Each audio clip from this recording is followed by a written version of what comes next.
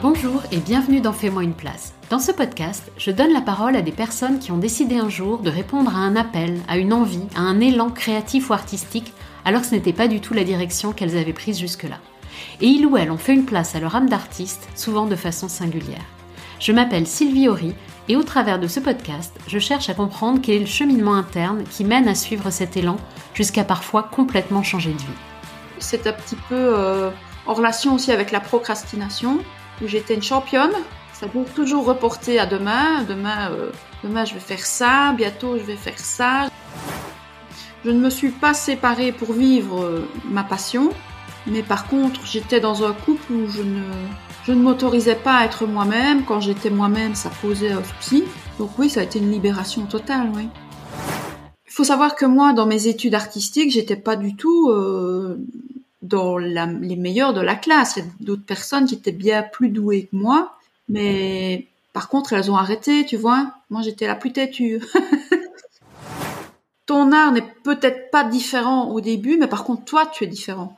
Donc, c'est aussi ça que les gens cherchent chez un artiste, c'est sa différence à lui. Enfin, ce qu'il est lui. Réveille ton artiste, c'est le nom du compte Instagram de Natacha. Et un nom pareil, ça ne pouvait qu'attirer mon attention. C'est donc ainsi que j'ai fait la connaissance de Natacha et découvert son activité d'accompagnement d'artistes. Et c'est sur ce sujet que je comptais l'interviewer. Puis, quand on s'est appelé pour préparer l'épisode, j'ai également découvert Natacha l'artiste, qui dessine des portraits de femmes. Et j'ai découvert une très belle histoire. L'histoire d'une femme qui, pas après pas, s'est affirmée dans toutes les sphères de sa vie. Car tout est intimement lié. Le dessin, l'envie de lui donner une vraie place, sa vie de couple, ses enfants, sa famille. Il fallait donc qu'on en parle. Au fil de l'interview, Natacha se dévoile et dévoile petit à petit toutes les facettes de sa vie. Des points de vue tranchés, mêlés à une grande sensibilité, ça donne toute une palette d'émotions. Je vous laisse à votre tour faire sa connaissance. Bonne écoute. Bonjour Natacha. Bonjour Sylvie. Je suis ravie de t'accueillir dans Fais-moi une place. Pour démarrer, je te propose de te présenter. Eh bien, je suis Natacha, j'ai 45 ans. Je suis originaire de Belgique et je suis une artiste ainsi qu'une accompagnatrice d'artistes.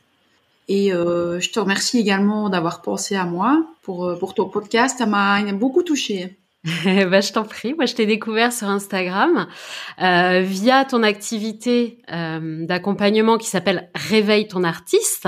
Oui. Alors, tu penses bien que ça m'a tout de suite interpellée.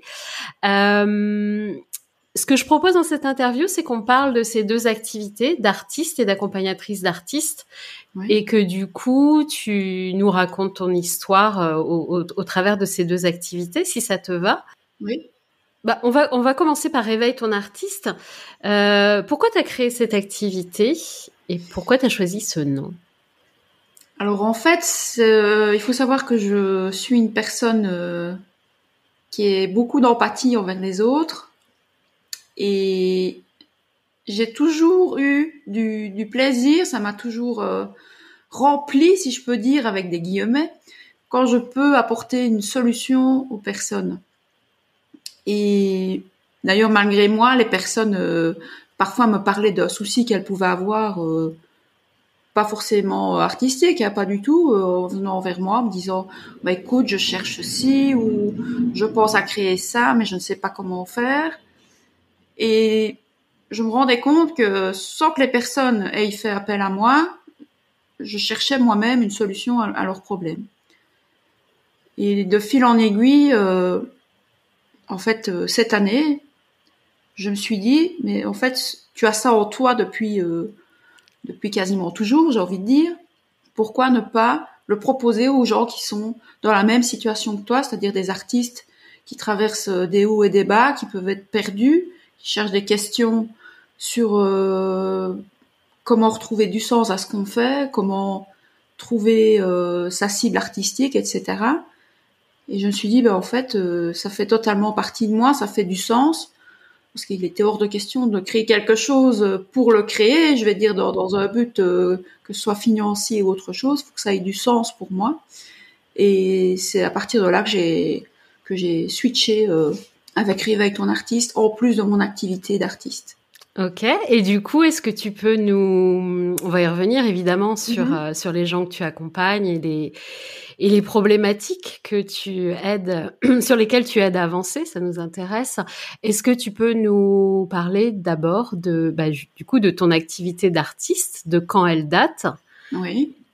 Eh bien, en fait, j'ai repris le dessin en 2017. Est-ce que tu l'avais arrêté quand? Ouh là là. J'ai arrêté le dessin en 2002, donc avec la naissance de mon premier fils. T'avais fait des études de dessin avant? Oui, j'avais fait des études Enfin, artistiques. artistique, ok. Et puis, voilà, il y a des choses dans ma vie qui se sont passées, qui ont Mhm. fait que j'ai laissé tomber ces études-là. Ok. Et donc, en 2002, j'ai eu mon premier fils et je suis partie dans le travail administratif, donc rien à voir. Et le dessin est réapparu donc en 2017 dans ma vie, un petit peu par hasard. D'accord. Tu dessinais plus du tout? Je ne dessinais plus du tout. Non, Ok. non. Donc c'est réapparu. Et qu'est-ce que t'en as fait? Donc, eh bien, enfin, rapidement, en fait, le portrait féminin s'est vraiment imposé à moi. Et c'est en 2020 que j'ai voulu professionnaliser ce que je faisais. D'accord. Donc, j'ai eu des petits contrats, des engagements avec des particuliers, parfois certains professionnels, mais j'étais pas encore prête, en fait, tu vois. Donc, Tu travaillais encore dans l'administratif? oui, Ouais, je ok. travaillais toujours. Et Et t'étais pas donc ces prête. contrats-là ne se sont pas forcément passés comme ça aurait dû se passer, parce que j'étais pas prête encore à travailler avec quelqu'un et mon travail n'était pas encore assez abouti. À travailler avec quelqu'un, ça veut dire à répondre à une commande? Voilà, c'est ça. Ok. Quand tu reçois ta première commande, y a rien à faire, c'est du professionnel et tu ne sais pas toujours où tu te situes. Et quand tu es face à la demande que tu as acceptée, tu dois faire face à cette demande. Et c'est là que tu vois vraiment où tu en es et où tu te Hmm. dis, finalement, c'était peut-être un peu tôt. Et du coup, t'as fait quoi? Oh, j'ai été au bout de la commande, mais je pense que la personne ne l'a pas utilisée, je vais dire. Ok. Voilà. Et donc là, on est en 2020. Et tu dis, c'est là que t'as commencé à professionnaliser. Voilà, donc c'est là que j'ai commencé donc j'ai ouvert un numéro de TVA. Et de fil en aiguille, j'ai commencé à être plus active sur les réseaux, à créer mon site. Et en 2023, j'ai complètement changé d'orientation puisque mon site, qui était à la base mon site d'artiste, Mhm. est devenu un site dédié à Réveille ton artiste. Ok. Donc j'ai changé de casquette sur un an de temps, j'ai tout changé. Et donc j'ai recréé un nouveau site pour mon art. Et donc voilà, maintenant je gère 2 sites internet, 2 comptes Instagram. Et voilà. Et deux activités, donc on va en parler. Pourquoi t'as appelé ça Réveille ton artiste? En fait, c'est quelque chose qui a beaucoup de sens pour moi parce que c'est un petit peu en relation aussi avec la procrastination, où j'étais une championne, c'est-à-dire toujours reporter à demain. Demain, je vais faire ça. Bientôt, je vais faire ça. J'ai un projet, mais je ne m'y investis pas vraiment parce que je ne m'en sens pas capable. Et réveille ton artiste, pour moi, c'est justement, allez, secoue-toi, agis, passer à l'action, c'est le meilleur moyen d'avancer et de progresser et de se situer aussi. Comme tout à l'heure, je parlais de mon premier contrat que j'ai accepté parce que je me suis dit si je n'accepte pas, j'accepterai jamais rien. Mais c'est clair que j'étais pas prête, mais je devais le faire Ouais. pour avancer, pour me situer. Ouais, si tu l'avais pas fait, on serait encore à te dire peut-être quand je serai prête, Voilà, c'est ça, etc. exactement. Et ça, on va pas mal parler des personnes qui viennent pour être accompagnées. C'est quelque chose que tu observes souvent. La procrastination, Ouais, oui, la difficulté d'y aller parce qu'on sait que ça va pas être parfait. énormément, oui. Ouais, tu le Oui. rencontres beaucoup, ouais. Beaucoup de personnes ne se sentent jamais prêtes. Mm. Et moi, c'est récent finalement où je me sens vraiment prête. Je pense que c'était en 2021, voire 2022, où je me suis vraiment sentie prête à parler de ce que je faisais, à agir avec Réveille ton artiste. Bon là, c'est venu petit à petit. Ce que je fais aujourd'hui avec toi, il y a 2 ans, tu me l'aurais proposé. Je pense que j'aurais refusé. Ou alors j'aurais dit oui. Et puis j'aurais annulé au dernier moment parce que je me serais dit non, ça n'ira pas, je ne suis Non, pas j'ai de la prête. chance.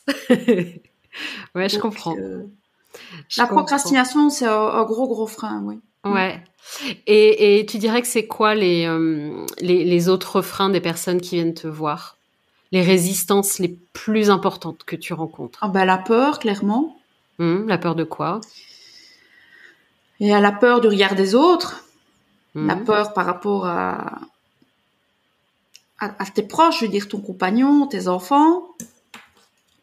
La peur financière. Mmh. Donc c'est vraiment un sentiment global qui touche toute ta vie en fait. La peur, elle touche plein de points, enfants, mari, famille, amis, argent, tout. Et Oui, toi, tu avais ces peurs quand tu t'es lancée? oui, tout à fait, oui. Comment Oui. t'as surmonté ça du coup? Mais écoute, je pense que j'y ai été par paliers. Je pense que plus je me suis confrontée à ce qui me faisait peur, plus j'ai pu réduire ma peur. Ah, intéressant. Quand tu laisses trop de place à ta peur, tu la laisses grandir, tu appréhendes, et finalement, tu ne passes pas à l'action. Et c'est en passant à l'action que tu progresses et que ta peur, finalement, tu dis, ah ben, finalement, c'était pas si terrible, ça va. Enfin, tu vois ce que je veux dire? Mais à petits pas, en fait. C'est ça que tu dis? Voilà, Ouais. un petit pas, oui. Et alors, un autre frein, c'est la culpabilité.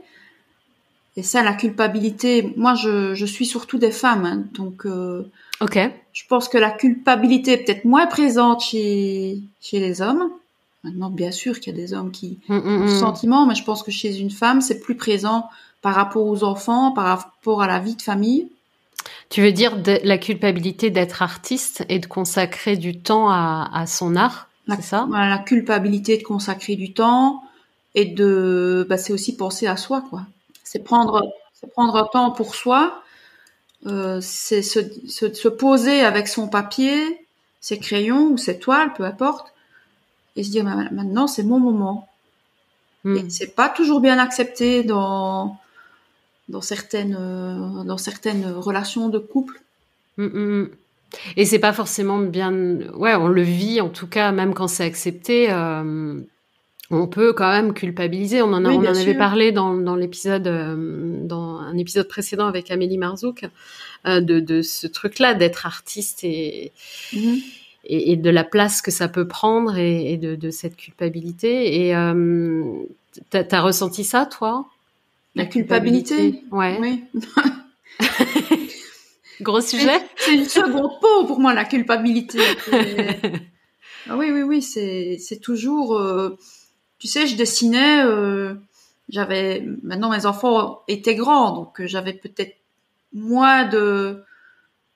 un petit peu moins de culpabilité parce qu'ils avaient moins besoin de moi. Mais quand même, tu vois, j'étais là, je dessinais, puis je regardais mes enfants, je me disais, je dis non, il faut...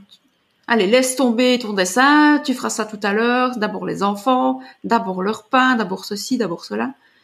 Donc oui, c'est un sentiment qui bloque beaucoup de choses aussi, oui. Et t'as réussi, toi, à débloquer ça ou c'est encore présent? J'ai fait d'énormes progrès.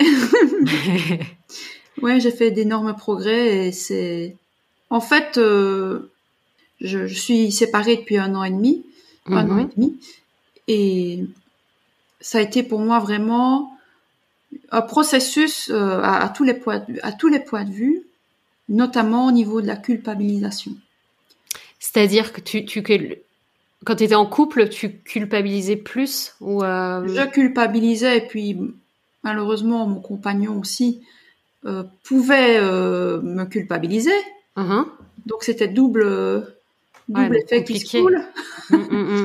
Et donc clairement j'ai réduit ce sentiment énormément. Ouais. Ça t'a libéré quelque part de te séparer? Oui. Je ne me suis pas séparée pour vivre ma passion. À la base, ce n'était pas pour ça. Mais par contre, j'étais dans un couple où je ne m'autorisais pas à être moi-même. Quand j'étais moi-même, ça posait un souci. Ça créait des conflits. Donc oui, ça a été une libération totale, oui. Et du coup, ça a eu un impact après sur ton travail d'artiste? C'est à ce moment-là que tout s'est débloqué. Ok. Tout s'est débloqué pour moi et évidemment, je suis encore en processus. Je ne... Mais tu t'es sentie plus libre, en fait, d'être qui Voilà, tu c'est étais, ça. c'est ça? C'est ça. C'est vraiment un poids qui s'est enlevé de mes épaules. Oui. Et ouais, est-ce que tu observes, est-ce qu'il y a d'autres freins? Du coup, on a commencé à évoquer les peurs, les freins, les résistances. Est-ce que tu vois autre chose? Enfin, pour lesquels on vient te voir, justement? Oui, c'est le manque de clarté. Ah, C'est-à-dire que quand on ne sait pas où on va, on navigue. Tu vois, c'est comme être sur un radeau au milieu de l'océan et tu n'as pas de terre en vue. Ça, c'est extrêmement difficile pour un artiste, certainement aussi pour d'autres personnes. Mais quand tu ne sais pas où tu vas, ce que tu veux, comment y aller, bah ça bloque toute ta situation en fait. Tu ne saurais pas avoir, C'est-à-dire, tu ne saurais pas avoir de résultats si tu ne sais pas où tu vas. Enfin, ça, c'est et mon avis évidemment. ouais, bien sûr, bien sûr. Et comment alors j'ai deux questions en fait. La Oui. première, c'est est-ce que quand on démarre et qu'on se lance, c'est pas du coup normal de pas trop savoir où on va? Et à quel moment et quand non, et comment surtout on peut avoir de la clarté du coup? Mhm. Oui, bah évidemment, quand on se lance, moi, quand je me suis lancée, j'avais pas de, j'avais pas forcément de but ou de, tu vois, je créais pour créer, et donc je dessinais, etc. J'avais aucun but commercial derrière. Ça, c'est venu petit à petit. Euh, je pense qu'en fait, au début, c'est tout à fait normal de ne pas avoir de clarté. Ça fait partie du processus, je vais dire vraiment, quand on est un peu à l'état embryonnaire, on ne saurait pas avoir de clarté. Et je pense que quand on veut se lancer, c'est important de pouvoir se poser avec soi-même, de couper toutes les nuisances qu'on peut avoir, parfois le trop d'aspiration qu'on peut suivre. Parce que Ah, c'est intéressant je vais ça, ouais. prendre mon exemple, c'est-à-dire que moi, je suivais des illustratrices qui travaillaient uniquement en digital. Je suivais des artistes peintres et impossible pour moi de me situer parce que j'aimais les deux en fait. Donc, mais quand au début, tu dois vraiment réduire tes choix pour savoir à qui tu vas t'adresser parce que l'art, si tu veux vendre ton art, tu dois savoir à qui tu t'adresses. Ok, Ce on va n'est pas reparler de juste ça. je crée parce que c'est beau et les gens aiment l'art, c'est un peu trop flou. Il faut vraiment affiner ta vision, quoi. Et je pense que la clarté, bah oui, elle vient au fur et à mesure, avec des paliers. Il faut parfois aussi accepter que le moment n'est pas toujours là. J'ai envie de dire, c'est un peu comme une histoire d'amour où parfois il y a une question de timing, tu vois. Tu peux, deux personnes peuvent s'apprécier, ressortir des choses, mais le moment n'est pas là. Pour plusieurs raisons. Je pense que la vie d'artiste, il y a parfois un peu de ça aussi. Il y a une question de timing. Et du coup, si je reviens quand tu dis il faut un peu s'enlever toutes ces inspirations, etc. Du coup, toi, comment t'as choisi entre dessin, enfin illustration et enfin, comment t'as choisi entre les deux en fait? Comment t'as fait ton choix? Eh bien, je suis repartie de ce que je voulais moi et de quel était, entre guillemets, mon client idéal. Ok. C'est peut-être pas un joli mot, hein, parce que quand on parle d'art, on a quelque chose de très Ouais, ouais. en soi, mais si on veut vivre de son art, il faut le vendre. À qui est-ce que je veux vendre? Qu'est-ce que je veux faire comme projet? Et c'est pour ça que je suis repartie sur vraiment être artiste, c'est-à-dire travailler le papier sur papier. Ok. Et peut-être à l'avenir aussi des toiles. Donc t'es vraiment reparti, tu t'es recentré sur toi et pas Voilà, c'est sur ce que ça. tu voyais qui te semblait cool, mais ce que toi t'avais envie Voilà, c'est ça. d'expérimenter dans tes journées, dans ta vie en Exactement, général. oui. Ok. J'ai pris un peu le processus à l'envers, entre guillemets, tu vois. Je suis partie du client. Ouais, ouais, c'est intéressant, À ouais. quel client est-ce que je m'adresse? Plutôt les particuliers, Ok. les femmes. Tu vois, mon art, je veux qu'il exprime la bienveillance envers soi-même, la confiance qu'on a besoin en tant que femme. Donc je suis partie de ça et je suis remontée jusqu'à moi, si je peux dire. Et c'est là que je me suis dit, je veux être artiste, mais plus papier, toile, impression d'art, tu vois. Ok. Maintenant, ça ne ferme pas les portes. Peut-être qu'un jour j'aurai un projet d'illustration, je n'en sais rien, mais j'ai vraiment réduit mes champs de vision pour savoir où je me situais. Et au portrait uniquement. Oui. Ouais. Et donc ça, c'est un travail que tu fais avec les personnes que tu accompagnes, les aider à se recentrer, de savoir ce que elles veulent proposer et à qui, c'est ça? Voilà, c'est ça. C'est ça. Parce que quand on est soi-même sur son petit radeau au milieu de l'océan, on a parfois besoin de quelqu'un d'extérieur qui te dise, écoute, moi, j'ai vécu la même chose. Voilà ce que j'ai fait. Complètement, ouais. Qu'on te prenne par la main et qu'on t'apporte une aide, un soutien, quoi, tout simplement. Est-ce qu'il y a d'autres choses qui font des résistances qui font qu'on s'empêche finalement d'être artiste? Bien, je pense qu'il y a aussi la question du talent. Beaucoup de personnes me contactent en me disant, ce que tu fais, c'est magnifique et moi, je ne saurais jamais le faire. Et c'est totalement faux. Parce que, d'abord, il faut savoir que moi, dans mes études artistiques, j'étais pas du tout dans les meilleurs de la classe. Il y a d'autres personnes qui étaient bien plus douées que moi. Mais par contre, elles ont arrêté, tu vois. Moi, j'étais la plus têtue. Donc, je pense qu'il y a aussi la progression. Pour progresser, il faut vraiment beaucoup pratiquer. Il faut pratiquer et il faut pas se juger trop durement parce que forcément, quand tu commences, par exemple, le portrait, mes premiers portraits, voilà quoi, ça faisait rire les gens quand je leur montrais parce que ça louchait, c'était pas, les proportions n'étaient pas bonnes, mais c'est normal, ça fait partie du défi d'être artiste, c'est de progresser. On ne vient pas. Il y a très très peu d'artistes qui ont un talent inné, je vais dire. C'est beaucoup de travail. Mais on a besoin de l'entendre. On a besoin de l'entendre, ça, ouais, je pense. Oui, beaucoup de gens pensent que tu prends ton crayon et que c'est parti.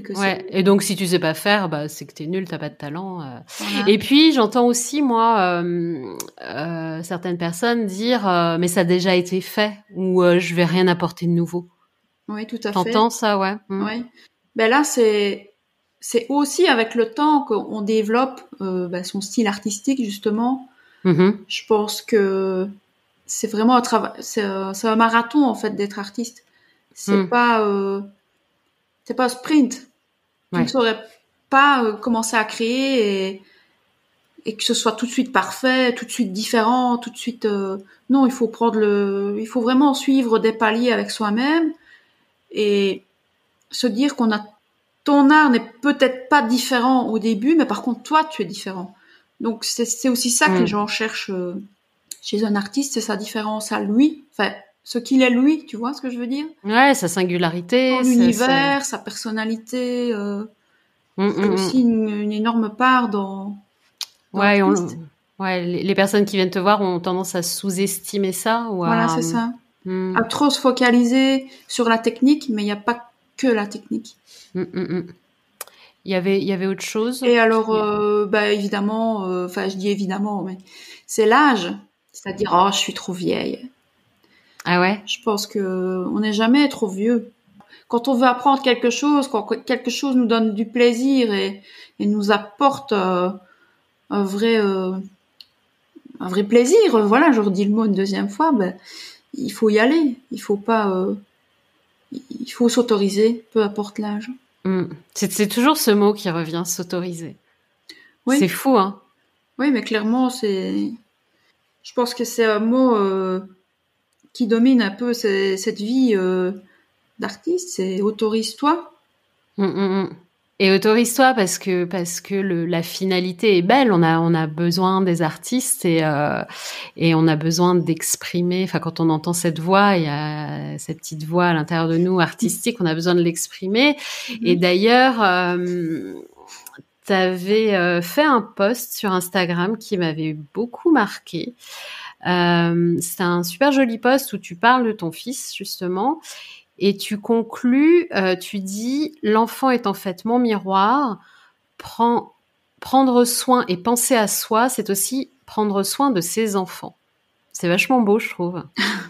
Non, mais c'est vrai. Tout à fait. Je l'avais jamais vu comme ça, en fait. Tu peux en expliquer un petit peu comment t'en es venu à prendre conscience de ça, en fait? Eh bien, on a traversé des périodes compliquées avec mon fils. Mm-hmm. Donc, à l'adolescence, c'est ça? À l'adolescence. Ce que tu écrivais sur le post, ouais.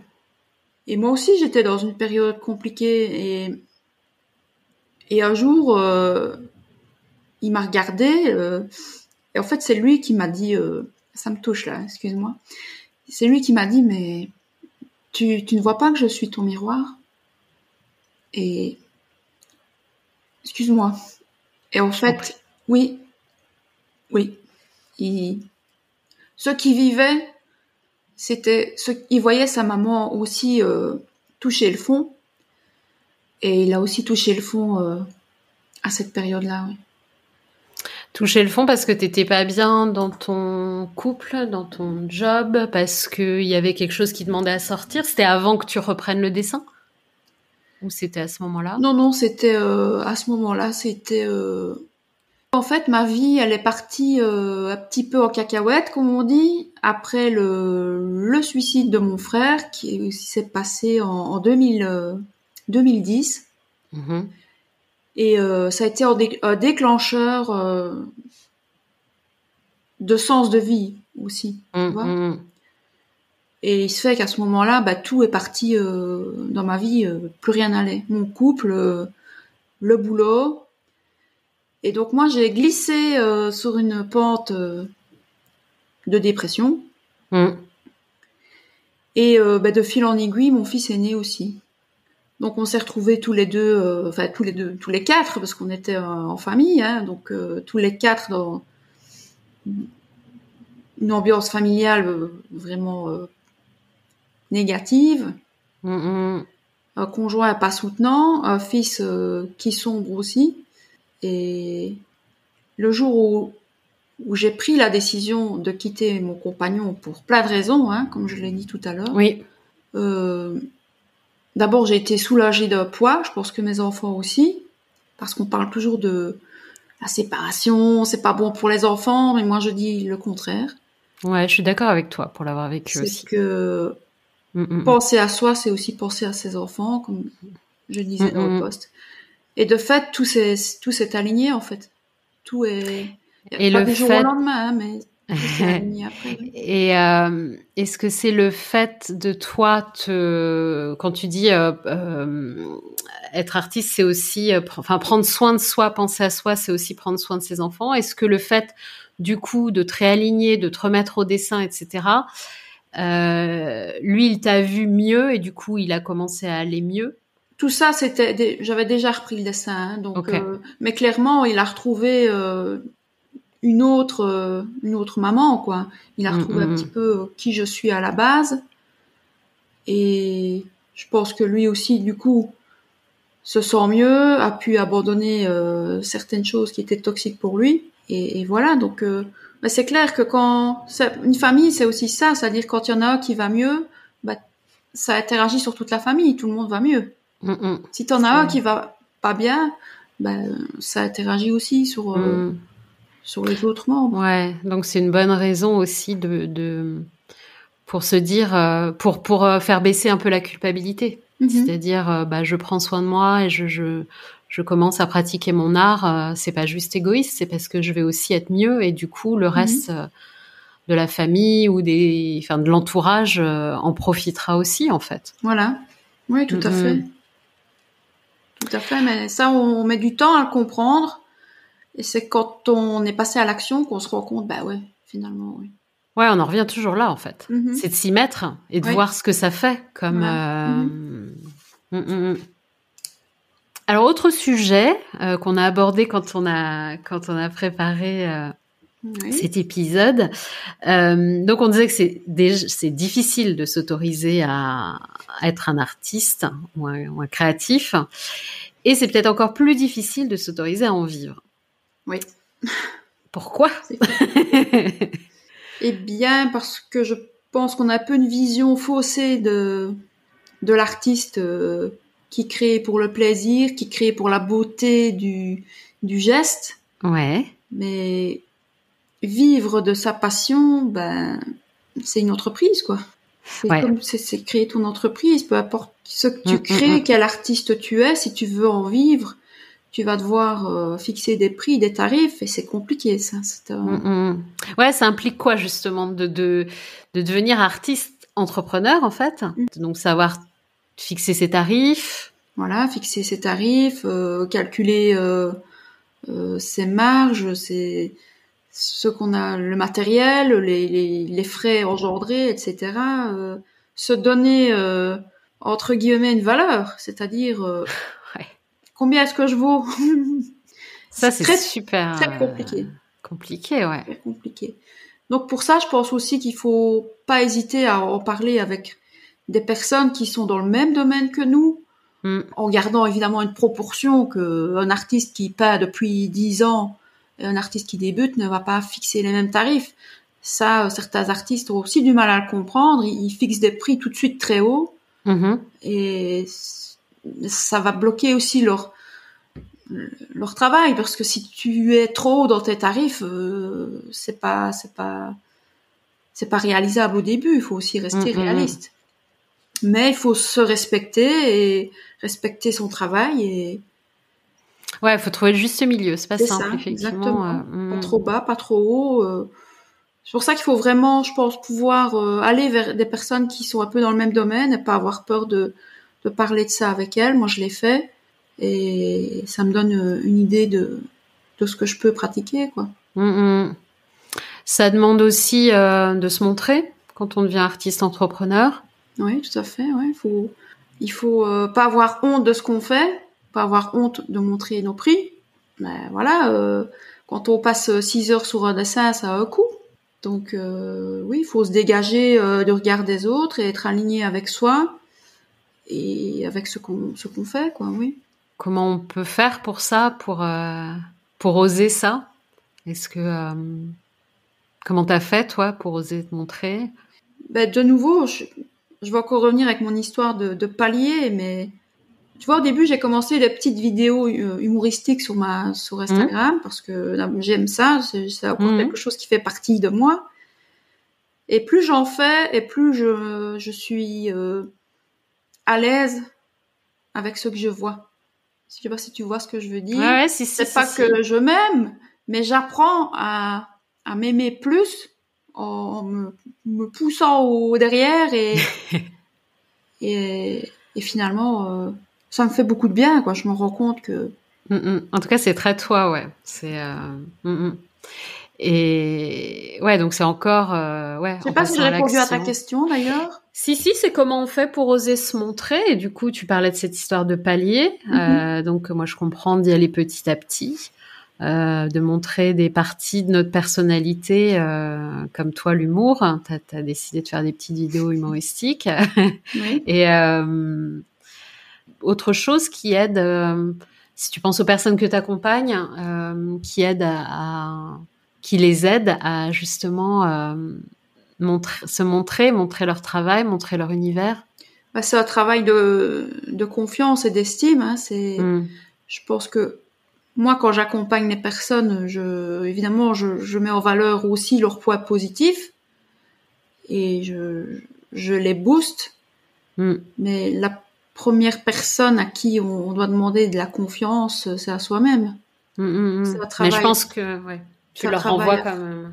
Oui, voilà, moi je donne peut-être l'impulsion, mais il faut aussi c'est un travail sur soi-même, la confiance et l'estime, ça prend du temps, mais c'est. Mais est-ce que le fait du coup de se montrer petit à petit, avec les retours qu'on a, etc., ça peut-être nous donner confiance aussi? Oui, je pense que se confronter, passer à l'action et se confronter aux personnes, pas uniquement sur les réseaux sociaux, parce que les réseaux sociaux, c'est aussi... pour moi, ça a été une époque assez toxique parce que je me comparais sans arrêt. Évidemment, quand tu te compares toujours à plus haut et forcément, tu te sens plus bas que cette personne. Mais cette personne, si elle en est là, c'est parce qu'elle est passée à l'action et elle n'en est pas là du jour au lendemain. T'as arrêté les réseaux sociaux du coup ou Non, non, mais tu prends du je ne le recul, vis plus de la même façon. J'ai j'ai fait un travail sur moi-même et je me suis dit ce n'est qu'un réseau social, c'est un outil en fait. C'est pas qui je suis, c'est pas la valeur que j'ai, c'est un outil pour ma progression. Hyper intéressant. Ouais, hyper intéressant. Mais oui, avant c'était hyper toxique quoi. En fait, je m'amuse maintenant, tu vois. Avant, je m'amusais pas. Et ça a tout changé? Aussi, oui, bien sûr, bien sûr. Ouais, c'est intéressant. Non, mais c'est vrai de switcher à se dire c'est un outil et je vais l'utiliser de manière un peu ludique et plus toxique comme c'était Ouais, c'était voilà. le cas avant, ouais. Et tu disais où se montrer, donc il y a les réseaux sociaux. Où est-ce qu'on peut se montrer sinon? Enfin, Eh bien, on peut se montrer dans les expositions, des concours. Je veux dire, on a une région, on a une ville, village. Faut pas avoir peur d'aller vers ce qui est proche de toi pour trouver une collaboration, montrer ton travail, échanger avec aussi des personnes qui sont dans le même secteur que toi. C'est très porteur. D'ailleurs, je pense faire dans ma région faire une sorte de brainstorming, tu vois, avec d'autres artistes pour justement qu'on puisse échanger entre nous sur ce qu'on traverse, ce qu'on crée. Donc ça, c'est quelque chose que j'aimerais mettre en place près de chez moi. chouette. Et c'est très valorisant en fait parce que tu te confrontes à des personnes qui vivent les mêmes choses que toi, les mêmes problématiques. Et c'est un boost. Ouais, c'est un boost. Mm-hmm. Je voudrais revenir à cette histoire de donc s'autoriser à en vivre, donc s'autoriser à devenir artiste entrepreneur, à vendre son art, c'est pas rien. Donc ça implique, enfin si on veut, voilà, devenir artiste entrepreneur et organiser sa vie autour de ça et que ça nous rapporte de l'argent. Comment on fait pour s'autoriser à ça en fait? Je pense qu'à partir du moment où on veut vendre son art, il faut être clair avec soi-même. Comme je l'ai dit tout à l'heure, il faut vraiment savoir à qui mon art s'adresse. Parce que même en étant artiste, il y a un mot que certains artistes n'aiment pas, c'est le marketing. Marketing, ça fait aussi partie de la communication d'un artiste et tous les artistes qu'on peut suivre, par exemple sur Instagram, derrière il y a du marketing. Ce n'est pas au petit bonheur la chance. Donc il y a des choses qui doivent se mettre en place, connaître son client de cœur, savoir comment je vais le toucher, qu'est-ce que je lui propose. Donc il y a aussi du marketing dans la vie d'entrepreneur, d'artiste, oui. Et c'est aussi des paliers à chaque fois où on progresse, où on avance, où quand on fait une vente, on est heureux, on se dit ah chouette. Et puis parfois on n'aura pas de vente pendant très longtemps. C'est un métier très très très spécial parce que c'est un peu les montagnes russes quoi. C'est un peu beaucoup.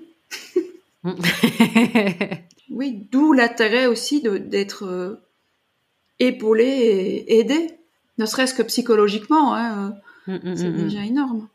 Ouais, j'entends souvent ça d'être c'est important effectivement d'être bien entouré parce que c'est les montagnes russes. Savoir où on va. La clarté. Oui. Toi, depuis quand tu te considères comme une artiste? Eh bien, je dirais depuis l'année passée. D'accord. Et qu'est-ce qui a été l'élément déclencheur? Enfin, qu'est-ce qui a fait qu'à un moment tu t'es dit bah oui, je suis une artiste? Je suis une artiste et en même temps, je sais pas sûr que je l'assume encore à 100%, tu vois. Pour le dire. Je pense que si je dois parler autour de moi, je vais peut-être parler un peu plus bas. Je suis artiste. Oui. Pourquoi? En fait, il y a eu un déclencheur, mais par contre, je ne sais pas du tout te dire lequel, mais où je me suis dit, maintenant, je suis prête. Ok. Je suis prête à montrer ce que je fais. Je suis prête à fixer des tarifs. Je suis prête à parler de moi. Maintenant, ce n'est pas non plus pour ça que je le crie sur tous les toits ou que je ne parle de moi qu'en ces termes-là. Mais si aujourd'hui on me demande ce que je fais, oui, je vais dire je suis artiste, je fais également des accompagnements d'artistes, mais peut-être qu'après je vais quand même me justifier, tu vois. Mais j'ai déjà fait des énormes pas, quoi. Ouais. Ouais, complètement. Et de quoi tu es particulièrement fière dans ton parcours d'artiste? J'ai toujours été quelqu'un d'assez instable dans ma vie professionnelle avant. Et aujourd'hui, je suis tenace. Parce que avant, dans l'administratif, peut-être que ça te... Je ne m'y adaptais pas et je pense aussi que je ne convenais pas. Il faut aussi être clair avec soi-même. Hein. Ce n'est pas uniquement la faute des employeurs. Il y avait aussi une part qui venait de moi. Et ce dont je suis le plus fière, c'est ma ténacité. Ouais, tu peux. Non, mais c'est vrai, parce que c'est pas simple. Effectivement, comme tu disais, il y a les montagnes russes, les doutes. Les artistes doutent beaucoup. Et c'est normal, en fait. Oui, mais tu es en perpétuelle formation, je vais dire, en tant qu'artiste ou créateur. Tu as toujours un palier au-dessus à atteindre. Tu doutes de quoi, toi? Je pourrais te dire que je doute un peu de tout. Je doute.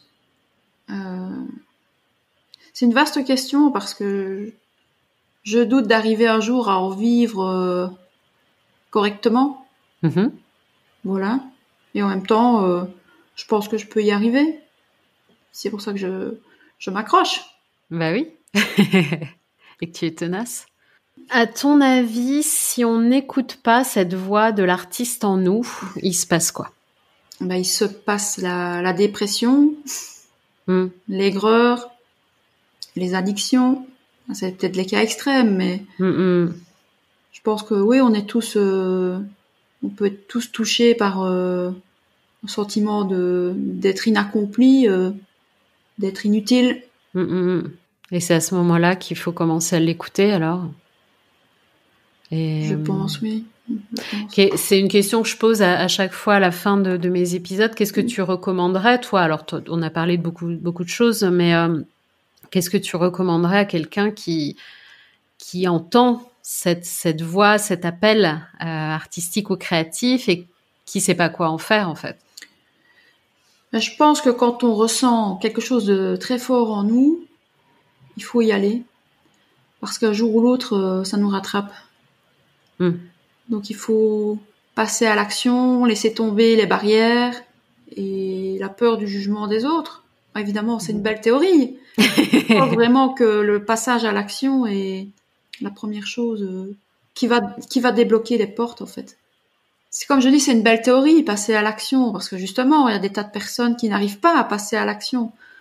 Et c'est peut-être qu'elles ne sont pas encore prêtes, comme je parlais tout à l'heure de timing. Je pense qu'il y a aussi des timings pour ce genre de choses-là. Le déclic, il vient d'où, en fait, tu vois, pour passer à l'action? Enfin... Je pense que quand ça te travaille trop et que t'as trop ça en toi, ça t'appelle. Je ne sais pas comment l'exprimer différemment. Il faut y répondre. Ouais. Et à un moment, t'y vas, quoi. Même doucement, peu importe. Oui, bien sûr. C'est quoi tes projets pour la suite? Alors, mon projet, c'est ici, j'aimerais refaire mon site Réveille ton artiste. Ok. Faire quelque chose de plus ludique et de plus esthétique. Ok. Et sinon, mes projets, j'ai un projet avec une artiste québécoise de réaliser un podcast. Ah, Donc, cool. voilà, c'est à l'état vraiment brouillon là, hein, très flou, Ouais. mais on en a parlé, on est toutes les deux excitées à l'idée de ce projet. Et ce sera sur quel thème? Sur tout ce qu'un artiste, elle est artiste à temps complet, elle en vit, Ouais. donc elle a aussi une autre vision que moi. Uh-huh. Donc, c'est vraiment pouvoir parler ensemble, d'avoir des invités peut-être aussi, pour parler de tous les sujets qui nous autant des sujets positifs que plus pénibles, donc vraiment un podcast à cœur ouvert. Cool. Sinon, j'ai envie 2024, j'ai 2 expositions prévues, donc je veux vraiment développer ma visibilité, mais pas uniquement en ligne, parce que Oui. comme je disais tout à l'heure, il faut aller plus loin que ça. Donc des projets, j'en ai plein. Hein. Et qu'est-ce qu'on peut te souhaiter alors? Ah, qu'est-ce qu'on peut me souhaiter? Ah, elle me touche cette question. D'être heureuse et de vivre ma vie comme je l'entends. Je te le souhaite, vraiment. Je te remercie. Merci beaucoup, Natacha. Moi, je te remercie pour ton écoute, ta bienveillance et de m'avoir invitée parce que ça m'a beaucoup touchée. Voilà. Je t'en prie. Merci à toi. Merci. À bientôt. Oui, à bientôt.